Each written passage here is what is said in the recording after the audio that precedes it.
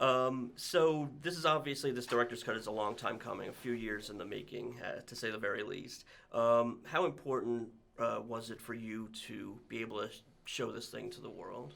It was very important to me because I'm representing the work of the cast and the crew, and I wanted to make sure that I could look them in the eye and tell them that I gave you my best, and this is the best that I could give them, and show off their beautiful work.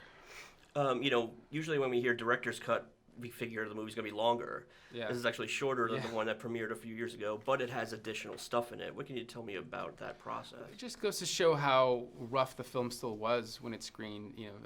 You're still finding the shape and the pace.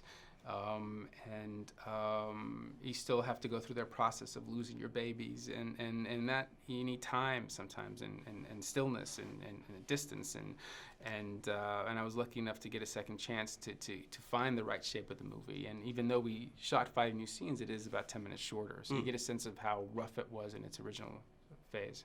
I mean, you might not want to see this out there, but is there any chance, do you think, that people will see that first version out there in some form or another, if only to just sort of contrast and compare? I can't control anything. I know I'm trying to control the volume of the theaters tonight, but I can't control the theaters, every theater in the world. I mean, I can't, everything will leak eventually, I guess, but I hope that they see the differences and could maybe guess of what the journey was to get from one place to another, and maybe a young filmmaker at some point would want to know the why, and we could dissect a scene together and find out why what didn't work and why it does work now. Exactly. I know Martin Scorsese was an executive producer on the film, and I know you've had a relationship with him throughout the years. What can you say about his participation in the film, and what was your collaboration like? I think Martin Scorsese was an executive producer on the film. I began working for him as an intern in his office while I was still at school. And look, I have enormous respect for him and his work. His movies changed my life and made me want to make movies.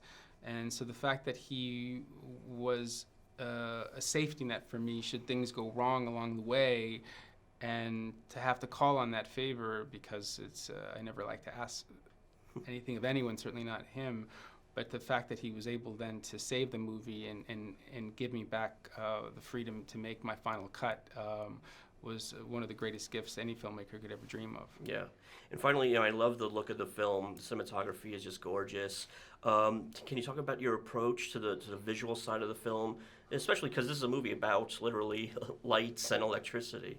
Yeah, it was no rules was our motto. Chung Un Chung, the cinematographer, and I would, when we collaborate together, we design it carefully, and then it was like a draft that we kind of keep in the back of our heads, but we walk in knowing that the whole idea of making a movie like this was to not make a movie that was old-fashioned and still and sepia or based on archival photographs, but a movie that had energy and motion, that it was always looking ahead, and it would break some rules along the way. And sometimes we'd go too far and pull back, but never be afraid to break rules with it and give it a contemporary feel, because it would have felt like that back then too.